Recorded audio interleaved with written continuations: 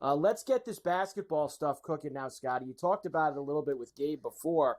And the big news for Team USA, which has been in Vegas the last few days, getting themselves ready for the Olympics over in Paris. They're going to play their first game tonight against Canada at the T-Mobile, is that Kawhi Leonard, who had been practicing with the team, showed up, is not going to play for Team USA. The Olympics put out a statement basically saying that themselves and the Clippers thought it would be in his best interest to not play and just focus on being ready for the NBA season in the fall.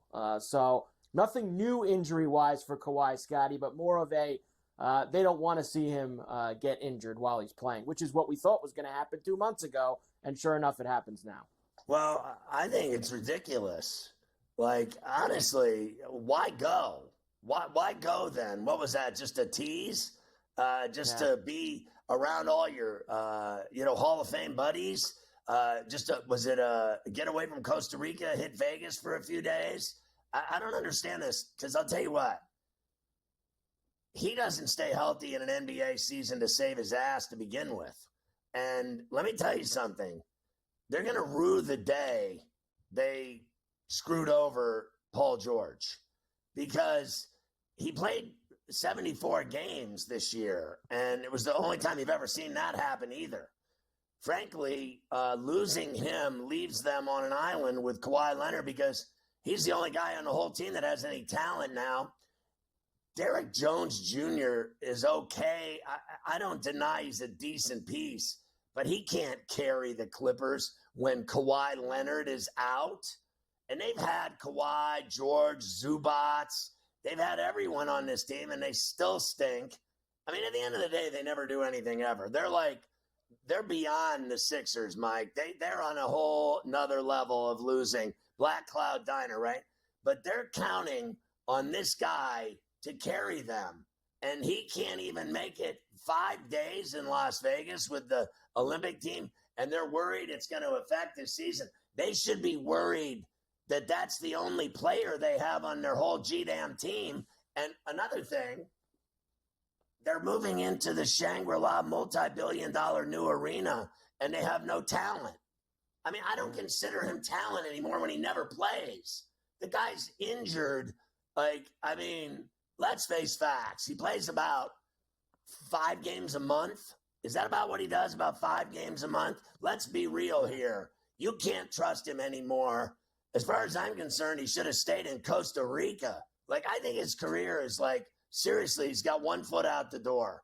I don't think he's lasting in any more than I think Porzingis is. I told you 4 years I give Porzingis. I'll give Kawhi Leonard the same amount of time left in the NBA. I think his body's saying no mas. Look, I say this to you a lot. There are just certain franchises in North American sports across all of the leagues that it doesn't matter what they do. You can change the owner, you can change the GM, the coach, building, the players, the uniform, the stadium, the arena, whatever you want to do. It always comes back to the same thing. They're always going to be a loser organization. And that's what the Clippers, unfortunately, it is what it is. That's what they are. They made it. Look at what they gave up, and it got them nothing. Now, if you win a championship, fine. You give up 100 draft picks and Shea Gilgeous to get Paul George in there to play with Kawhi. If you win a championship, you can stomach it. When you don't even come close, it ends up being one of the all-time worst deals ever. Because now Paul George is gone and they didn't even get anything back for him either. So that's why they're the Clippers, Scotty. Clippers will always Clipper. Jet will always Jet. Brown will always Brown. You go on and on and on with the list. He's going to have that ring in Toronto. That'll be it. He's not winning any titles. Yeah. Oh, I agree. He got one. I agree on that one. He won that by himself. I'll give you that. There's no denying when he played at San Diego State and when he came into the league and when he was healthy, there's no denying how great he was. There's no arguing that. There's also no arguing what we just talked about. All of his problems with injuries now have caught up with him. There's no getting around it.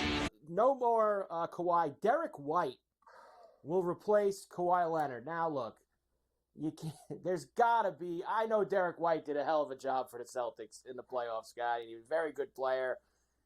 there had to be someone else on the list before Derrick White. Now, me and you thought Brunson deserved it. Brunson obviously can't play in the Olympics. He's got a cast on his wrist from having that surgery at the end of the offseason. So Brunson was automatically out. I saw Jalen Brown tweeting around this afternoon. I mean, he only won the MVP of the finals in the Eastern Conference. Like, I guess, was his phone off this morning?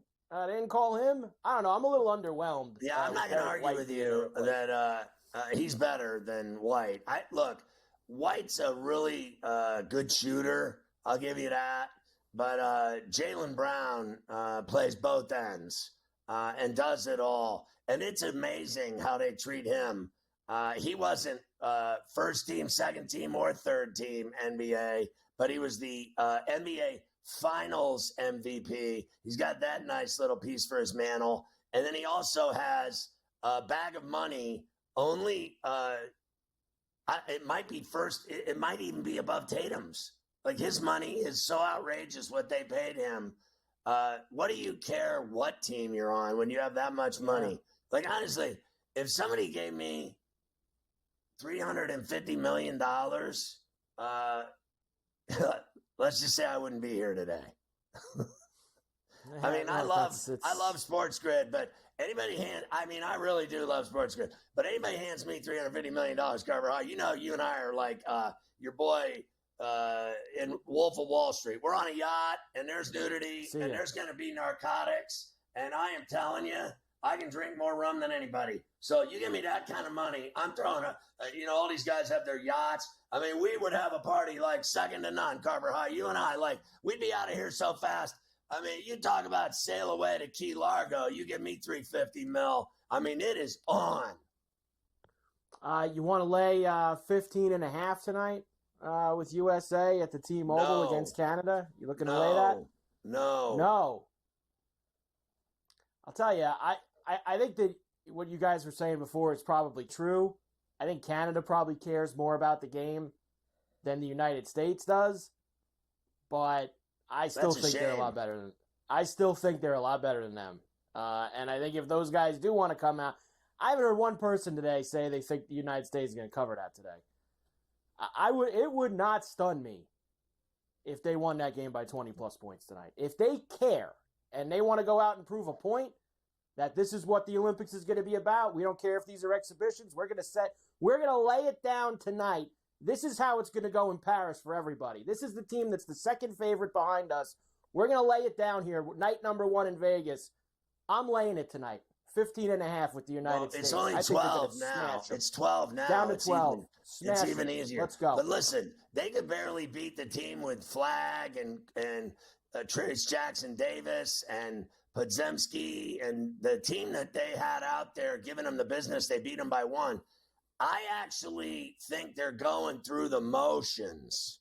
Like, they literally think we're all Hall of Famers. We're going to turn this thing on in Paris and you're not going to know what hit you. I don't think they care at all how they look right now or in Abu Dhabi or in London. I think they care about Paris.